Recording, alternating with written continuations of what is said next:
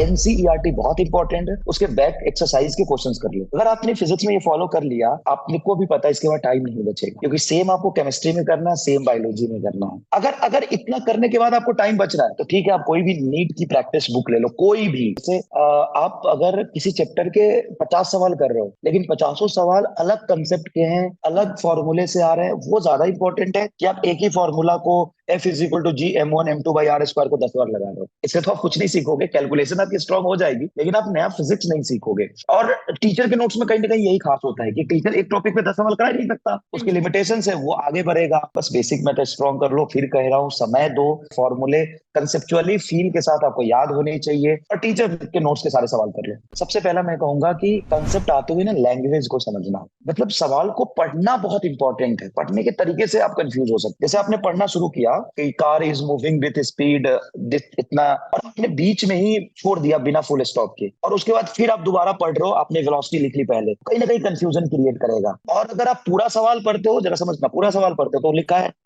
ये physical quantity given है, ये गिवन है, ये गिवन है, ये निकालना है। तो जब आपको ये पता चल रहा है निकालना क्या है, तो आप ये भूल जाओगे दिया हुआ क्या है। जब आप सवाल पढ़ रहे हो ना, तो जब तक फुल स्टॉप नहीं है, जब तक कॉमा नहीं है, तब तक रुको मत आप।